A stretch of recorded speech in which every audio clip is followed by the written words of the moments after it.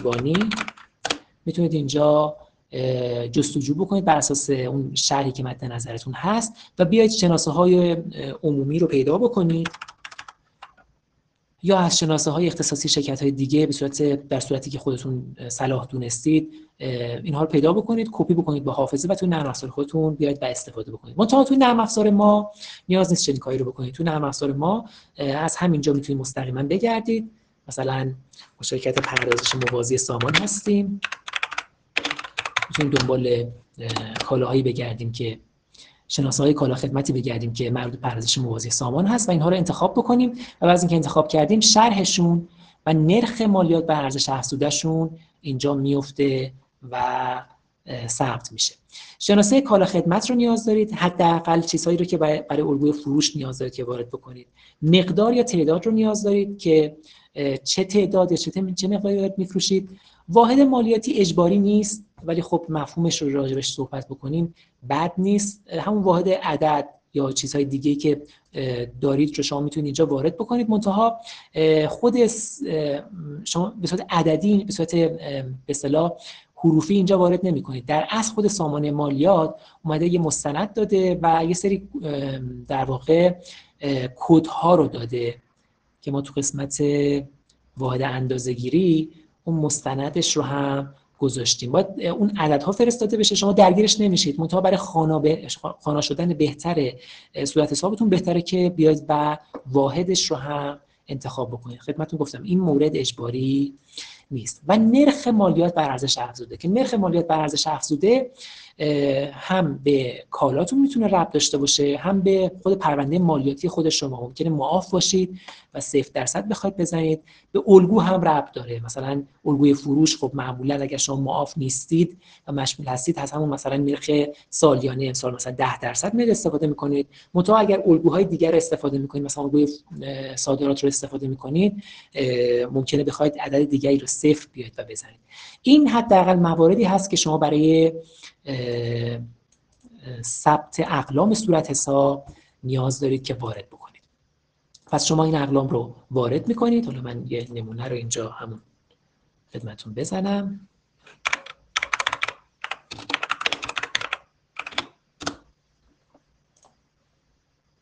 یه مقدار برش وارد میکنیم، واحد اندازه‌گیری یه مبلغ واحد میزنیم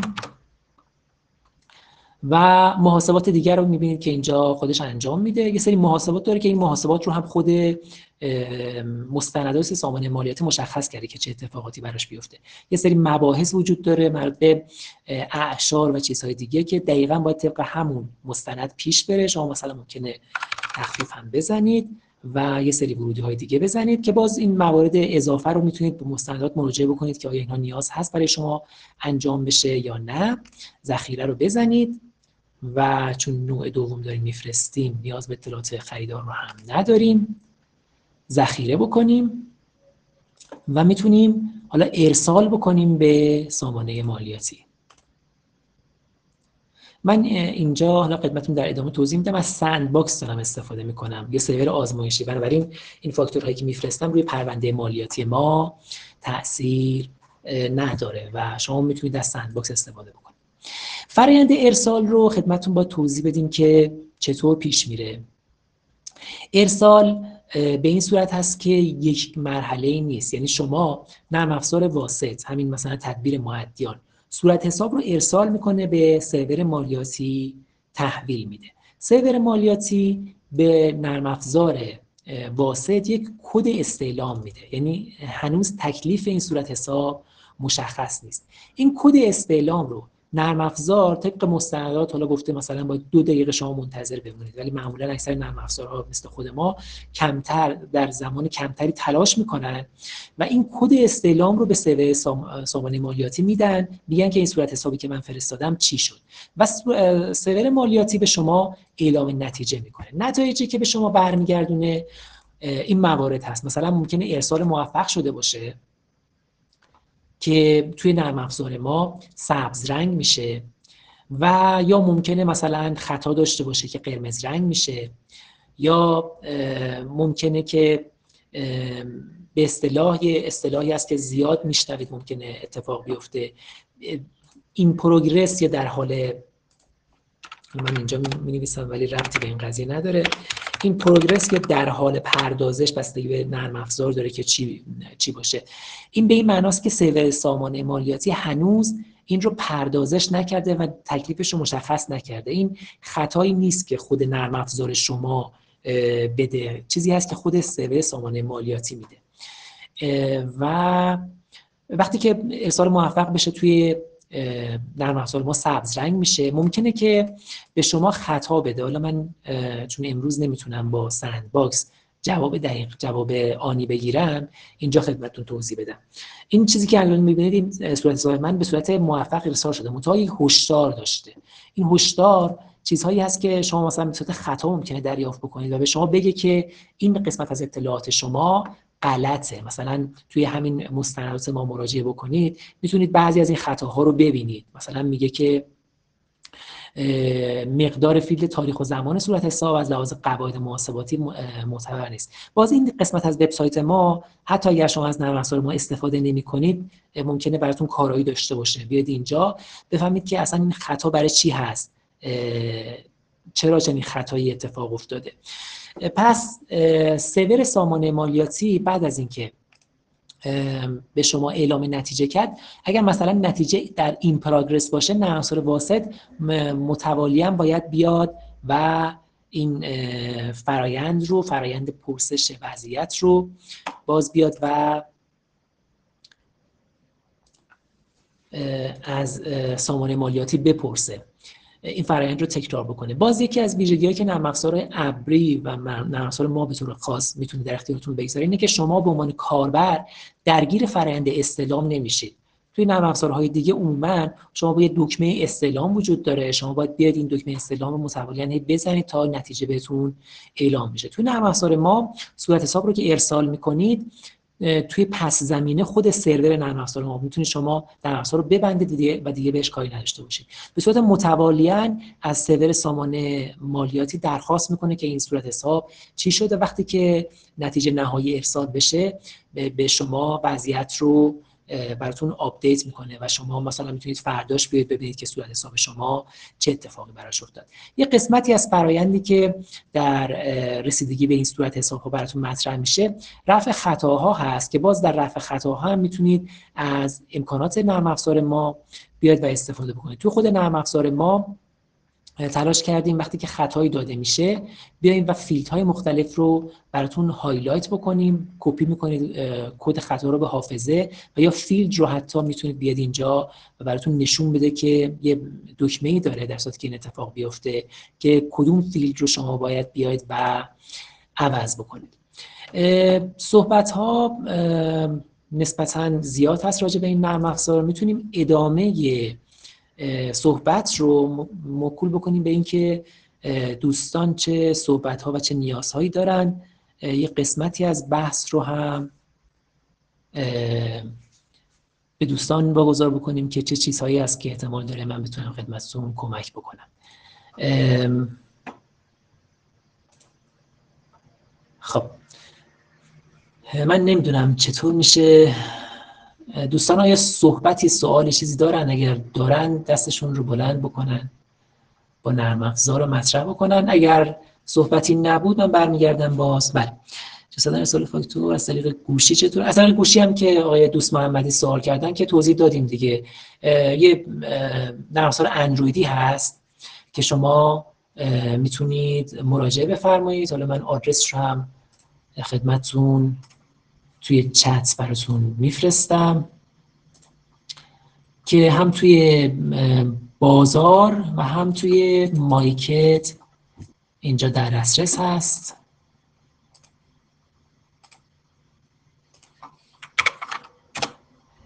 میتونید از اونجا نصب بکنید. نرم افزار کاملی هست، یعنی شما لزوم اصلا نیاز به این قضیه نداشته باشید. خواهش می‌کنم. خب یکی یکی رسیدگی بکنیم. دوستان سوال کردن که نرم افزار واسط گفتن به نرم افزار معتمد متصل هستند. ممکنه باشن، نرم افزار ما نیستن. اینطوری نیست. نرم افزار ما با واسطه کار نمیکنه، ولی ممکنه که متصل باشن. من خدمتون آدرس نرم افزار وبمون رو هم خدمتون میفرستم، آدرس سایت رو هم گذاشتم. در مورد هزینه اشتراک خدمتون نه خیر رایگان نیستش. هزینه اشتراک رو خدمتون من خود نرم افزار رو نشون بدم.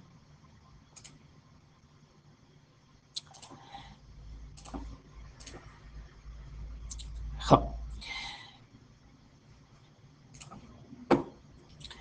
وقتی که شما شرکت میسازید، بسته به کد اقتصادیتون یه قسمتی به شما نشون میده که چقدر اعتبار ارسال صورت حساب دارید. وقتی شما توی نرم افزار ثبت نام بکنید، به طور پیش‌فرض شما 50 صورت حساب رو به سامانه اصلی میتونید بدون محدودیت ارسال بکنید. همینطور یه بحثی هست که باز من توی مفاهیمی که میخواستم خدمتتون مطرح بکنم میخوام راجبش صحبت بکنم. یه بحثی هست به اسم سندباکس یا سرور آزمایشی. یه تعریفی داره خود سامانه معدیان در اختیارتون گذاشته.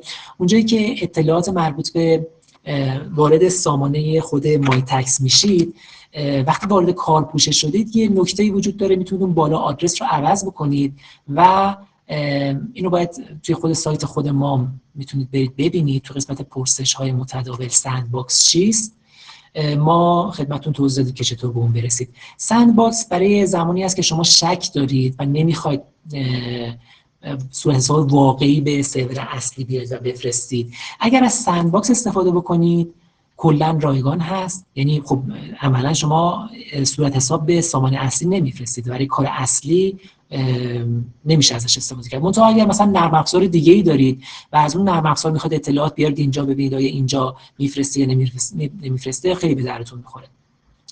و در صورتی که اعتبار 50 تا صورت حسابتون تموم شد، قسمت افزایش اعتبار رو میزنید و شما میتونید بسته انتخاب بکنید و قیمتش رو اینجا ببینید. قیمت هایی که دارید میبینید الان 200 صورت حساب، 500 صورت حساب، 1000 صورت حساب و 1 سال نامحدود هست که شما میتونید قیمتش رو ببینید که با ارزش افزوده 6,600,000 هستش. باز این قیمت هایی است که میگم ممکنه تغییر بکنه و در اختیار واحد فروش ما هستش. خب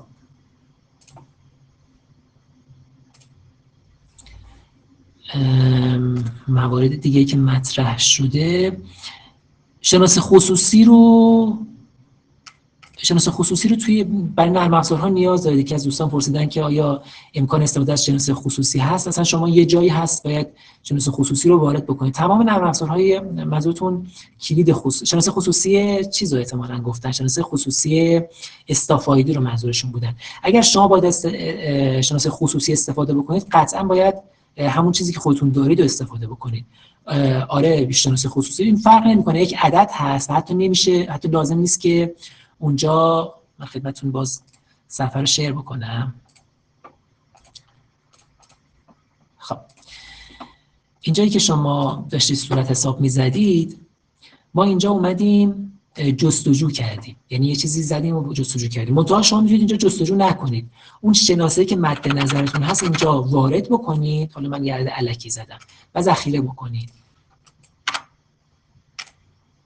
یعنی اصلا لازم نیست که از شناسه‌های عمومی بیاید و استفاده بکنید. اگر شناسه خصوصی دارید اینجا شما تایپش میکنید و میتونید استفاده بکنید و بعداً هم میتونید از طریق به اصطلاح تاریخچه بیاید و استفادهش بکنید. لزومی نداره که حتما شما از اصلا زمانی که شما شناسه اختصاصی دارید حتما باید از شناسه اختصاصی استفاده بکنید، نباید از شناسه عمومی استفاده بکنید. خب از موبایل میشه، در اصل موبایل ما باز دوستی پرسیدن که از موبایل میشه از چند شرکت استفاده کرد. بله هیچ فرقی نداره. نرم افزار موبایل و نرم افزار تحت وب ما تقریبا یک نرم افزار هست، منتها نرم افزار موبایل روی دستگاه‌های موبایل بهتر دیده میشه. امضای الکترونیک رو متاسفانه یه بحث دریافت امضای الکترونیک هست که خیلی موضوع بحث این جلسه نیست و من خودم راجبش اطلاعات آنچنانی ندارم. نرم افزار موبایل و نرم افزار وب ما بحث قیمت گذاریشون یکیه، یعنی شما عملا با یک نرم افزار سر و کار دارید. این نرم افزار هست که روی اندروید به صورت APK به اصطلاح اجرا میشه، یک نرم افزار وب، ولی در نهایت پشتشون یک نرم افزار هست. اینجوری نیست، هیچ فرقی با هم ندارن از لحاظ قیمت گذاری. خدمتتون گفتم قیمتش رو هم توی سایت میتونید مراجعه بکنید. فکر می‌کنم 6 میلیون 600 نرم افزار نامحدود سالیانش هست. منتها شما با 50 تا صورت حساب رو به صورت رایگان میتونید بفرستید بدون اینکه اصلا بخواید پرداخت بکنید و بسته‌های متعددی تعدادی هم داره. اگر مثلا شرکت حقیقی هستن و تعداد زیادی ارسال ندارن میتونن از بسته‌های تعدادی استفاده بکنن که رقمش خیلی پایین‌تر میشه. خب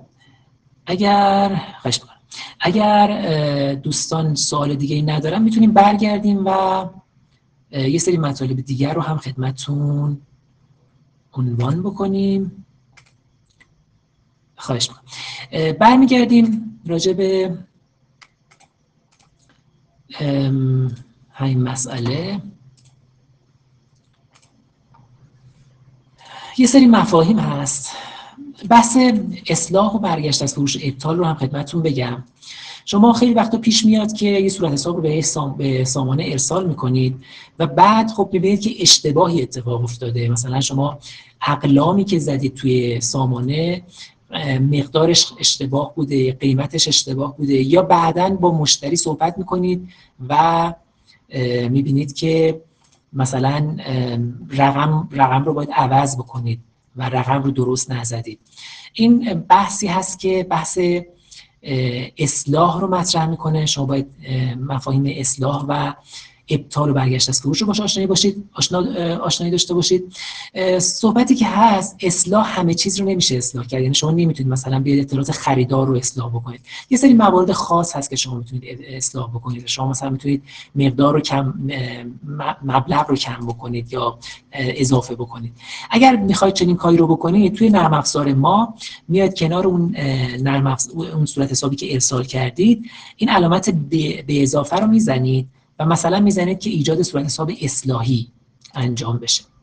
یه صورت حساب کپی همون صورت حسابی که داشتید براتون ایجاد میکنه و شما میتونید بیاید حالا یه چیزی رو عوض بکنید. مثلا بیاید مبلغش رو زیاد یا کم بکنید، میشه صورت حساب اصلاحی. صورت حساب اصلاحی به اصطلاح موضوعش اصلاحی هست، یعنی دیگه موضوع اصلی نیست.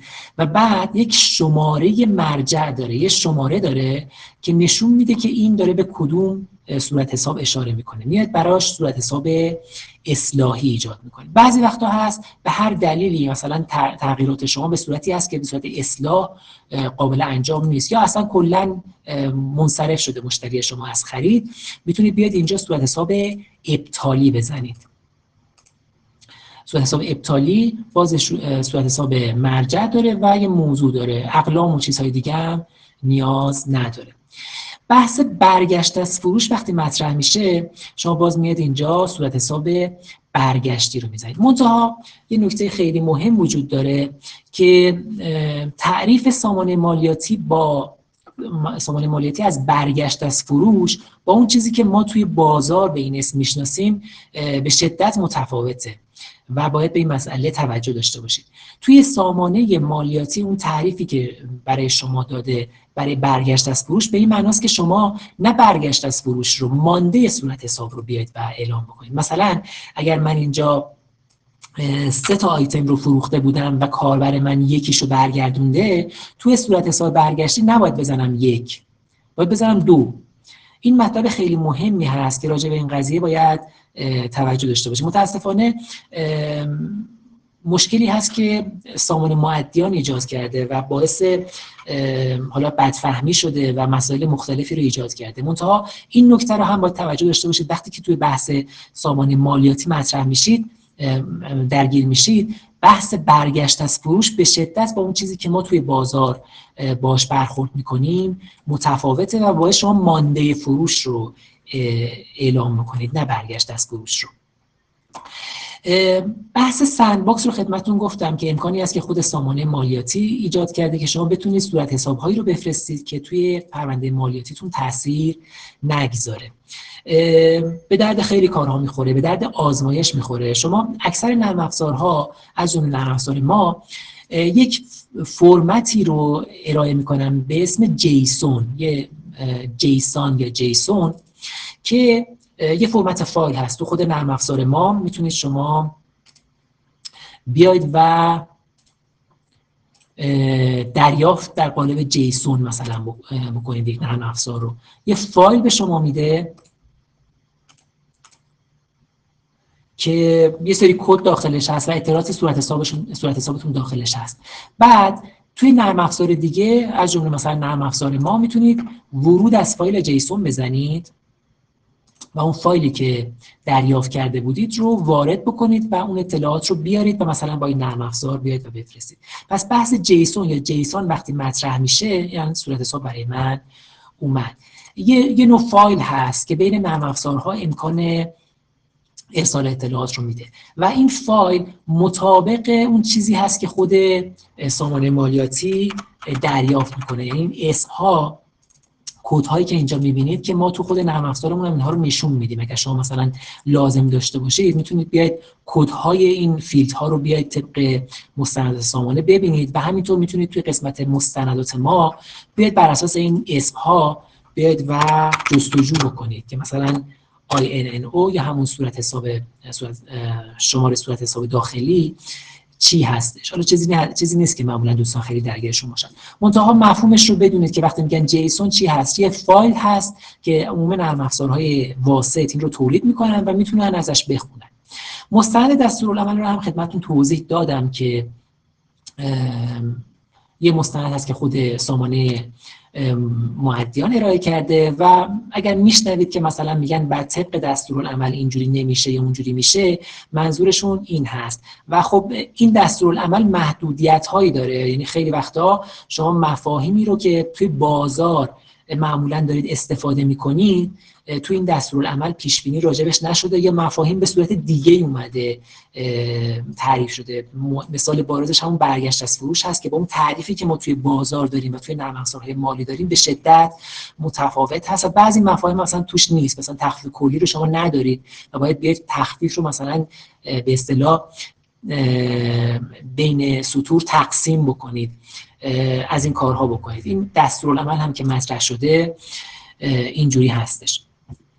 در مورد نرم افزار ما امکانات دیگه‌ای که باز اینجا ممکنه به دردتون بخوره، یکی امکان چاپ هست که حالا یه بخشنامه دادن که شما لزوما لازم نیست که حتما چاپ نرم افزار رو در اختیار خود خریدار، چاپ فاکتور چاپی رو لازم باشه که ارسال بکنید توی سامانه مؤدیان ارسال بکنید کافی است که یک فرمت چاپی برای تمام الگوها ما داریم. یعنی مثلا شما یک صورت حساب عادی خرید و فروش رو شما میتونید به صورت PDF بیاید و دریافت بکنید و الگوهای دیگر رو هم اگر بخواید استفاده بکنید باز تو نرم افزار ما الگوهای دیگر رو هم به طور کامل ما پشتیبانی میکنیم. محاسبات مربوط به الگوهای دیگه بعضا متفاوت هست. مثلا بحث الگوی طلا که مطرح میشه، من در حین استفاده از این نرم افزار دارم ضبط هم میکنم، حالا ممکنه کندی از اون باشه. الگوی مناسب طلا، مناسب الگوی صادرات و چیزهای دیگر رو هم داریم که شما میتونید چاپش رو اینجا بیاید و در اختیار بگیرید. غیر اون یه مسئله دیگه که باز مطرح هست، مثلا در مورد فرض کنید که صورت حساب طلا جواهر پلاتین که محاسباتش متفاوت هست، شما میتونید بیاید و چاپ مناسب این رو هم بگیرید. یه بحث دیگه هم که در مورد نرم افزارهای واسط خیلی ممکنه براتون مهم بشه اینه که این نرم افزارها یه سری محاسبات رو خودشون دارن انجام میدن. مثلا اینجا من مثلا مقدار این رو عوض بکنم، 3 بکنم، به طور خاص شما انتظار دارید که 4 رو ضرب در مبلغ واحد بکنه بذاره اینجا.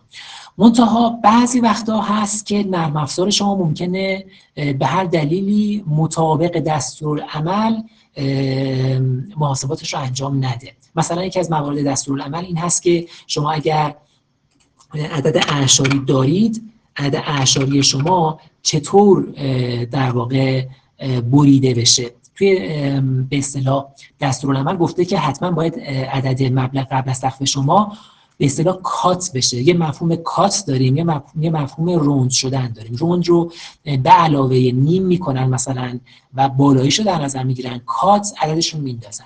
ممکن نرم افزار شما اشتباه بکنه توی محاسبات و مشکوک به این باشید که مثلا این خطایی که دارید میگیرید که مثلا سامانه شما میگه که مثلا مبلغ قبل از تخفیف درست نیست، به خاطر نرم افزار شما باشه. برای اینکه این مسئله رو بررسی بکنید، شما میتونید از نرم افزار خودتون خروجی جیسون بگیرید، بعد بیاید تو نرم افزار ما در قالب جیسون بارگذاریش بکنید و بعد بیاید ببینید که آیا محاسبات رو این درست انجام میده یا نه، یا حتی شما در صورت لزوم بیاید اصلا بگید که این جمع ها رو من خودم میخوام بزنم. یعنی چنین کاری هم توی نرم افزار ما میتونید بکنید و لازم نیست که حتما در مواردی که مشکوک به این هستید که مثلا جمع ها، ضرب ها، چیزهای دیگر رو داره اشتباه حساب میکنه، موارد محاسباتی رو هم بیاید خودتون اینجا وارد بکنید و استفاده بکنید. نکته دیگه که باز توی نرم افزارهای واسط مهم میشه و مطرح میشه اینه که شما اطلاعات رو چطور از اکسل وارد بکنید. توی نرم افزار ما میتونید اطلاعاتی که ارسال کردید رو به طور کامل در قالب اکسل دریافت بکنید و یا میتونید نرم افزار رو بیاید و اطلاعات رو بیاید و در قالب اکسل وارد این نرم افزار بکنید. حالا اگر من اکسل نمونه داشته باشم، میتونید اکسلی رو که دارید اینجا بیاید و بارگذاری بکنید. و نکته مهمی هم که مطرح هست، اکثر نرم افزارها اطلاعات شما رو با فرمت خاصی شما باید بهش بدید. منتها تو نرم افزار ما اینجوری نیست. شما تو نرم افزار ما میاد تعیین میکنید که مثلا هر ستون اکسل چه فیلدی داخلش قرار داره و بعد این به اصطلاح چینش رو ذخیره میکنید و ارسال میکنید. و میتونید از نرم افزار ما استفاده بکنید. برای ارسال از طریق اکسل هم میتونید استفاده بکنید. یه نکته نهایی و پایانی هم در مورد نرم افزار ما این هست که نرم افزار ما امکان به اصطلاح API داره. یعنی شما اگر نرم افزار دیگری در اختیار دارید که لزوما خیلی وقتا یه کار دیگه دارن میکنن و لازم هست که به سامان معدیان ارسال اطلاعات بکنن، برای برنامه نویسان معمولا خیلی بهتر هست که با نرم افزار مثل نرم افزار ما کار بکنن تا اینکه بخوام برن با خود سامان معدیان کار بکنن. میتونن بیان قسمت ارسال صورت حساب سامانه‌شون رو بیان به نرم افزار ما بسپرن و از نرم افزار خودشون رو وصل بکنن به نرم افزار ما. مستند داریم و نمونه کد داریم و میتونن بیان و از نرم افزار ما استفاده بکنن. این مسئله هم مطرح هست و سایت مستندات ما از تو خود نرم افزار، اگر این گوشه کنار این علامت سوال رو بزنید به همین قسمت مراجعه میکنه. و توی قسمت راهنمای کاربری ها هم ما مستند به صورت متنی داریم و هم به صورت فیلم داریم. شما میتونید به صورت فیلم هم اینها رو بیاید و ببینید و مطالعه بکنید. خب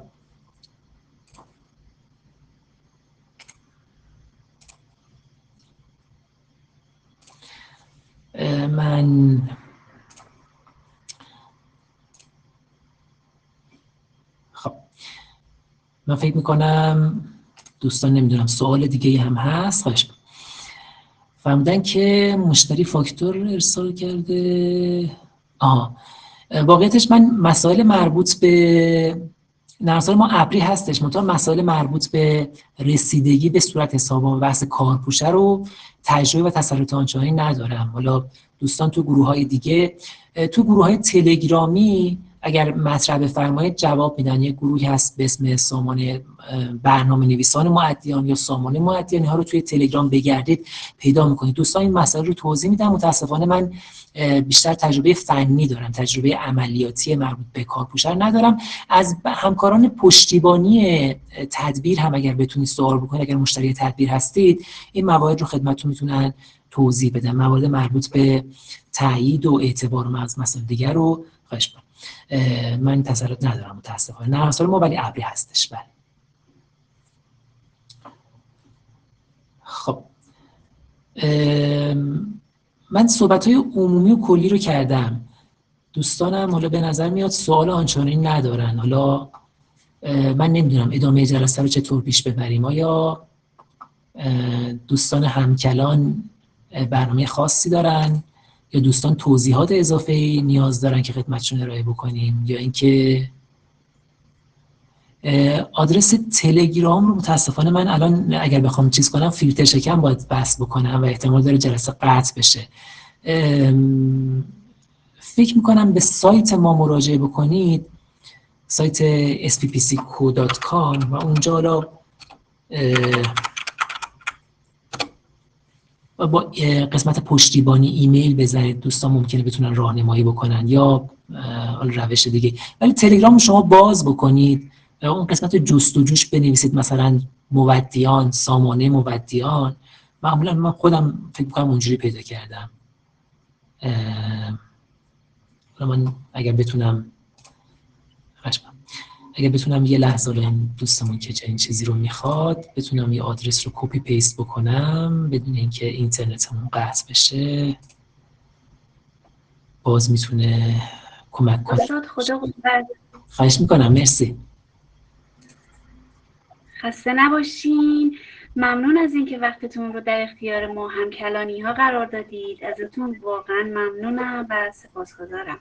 امیدوارم که بتونیم در آینده باز هم شما رو تو جمعمون داشته باشیم. خیلی زحمت کشیدین. دوستان برای اطلاعات وبینارهای بعدی همکلان پیج اینستاگرام همکلان رو دنبال کنید.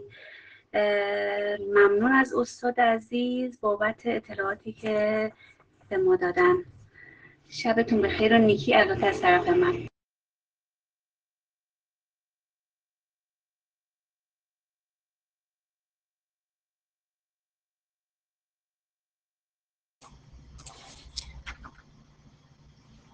دوستان خسته نباشید. من سعی میکنم اونو توی لحظات باقی مانده اون آدرس رو پیدا بکنم توی چت اینجا بنویسم. اگر دوستانی نیازمند اون آدرس مربوط به گروه‌های مربوط به سازمان مودیان هستن، من اینجا می‌نویسم خدمتتون، اونجا مراجعه بکنید و ببینید. خسته نباشید. شب همگی بخیر باشه.